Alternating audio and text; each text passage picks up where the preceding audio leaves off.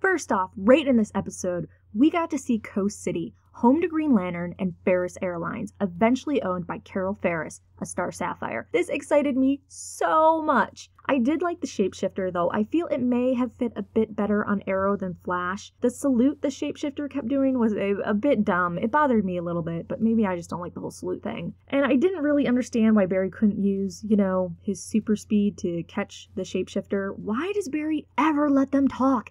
Never let the bad guy talk. He's always gonna do stuff. I love that we see his rookie years, but sometimes it's just so frustrating. Sure, he can morph into you, but before he knows how to control your powers, you could already have him in the meta prison. I also enjoyed the girl beatdown on Barry when the shapeshifter changed into Iris and Caitlin.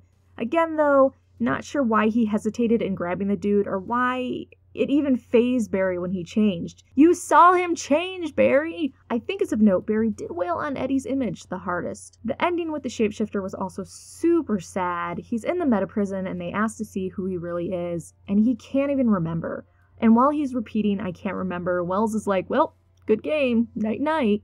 I'm also not really sure why they kept talking about their suspicions of Wells at Star Lab, the place that is his secret lair and is probably bugged. He can most likely hear you guys. He literally controls everything in Star Labs. Caitlin was not being smart at all about talking to Wells about the whole thing. He will literally murder you. I'm glad Barry stopped her because I was pretty sure she was about to do it and she was about to die. Fake Barry and Caitlin's kiss was adorable, a bit of a shout out to the Caitlin Barry shippers. I like how she freaked out at first and then was like, yeah, okay, I kinda like this. And then how terribly awkward she was around Barry afterwards.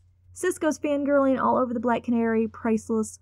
Laurel was awesome in this episode. And for Arrow fans, we are now getting the Canary cry. You should be super excited. The selfie with Black Canary was also uber adorable. I love how much of a dork Cisco is. I was also happy we got to see the two detectives working together. I had actually been looking forward to this for a really, really long time.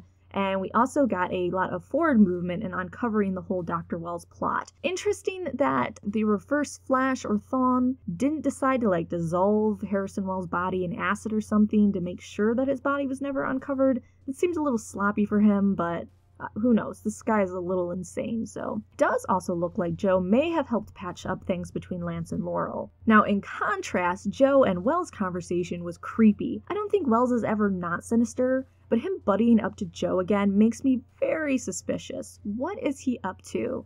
Oh, and the look in Joe's eyes as Wells is trying to say he understands about Joe's dead wife. You can just see Joe thinking, you son of a bitch. Did not expect them to find Wells' secret lair, also kind of easy to get into. My guess is that the hand scan tries to find traces of Speed Force and opens to that. And at least Caitlin is on board. The Wells is not who you think he is train. I was sure she was going to side with Wells, but I guess I was wrong. Does Barry knowing he disappears in the crisis change it? I want to see Wells freak out when Gideon tells him the future has changed. Either Gideon is going to inform Wells or Wells already knows. So those are my thoughts on this Flash episode. You can write yours down below.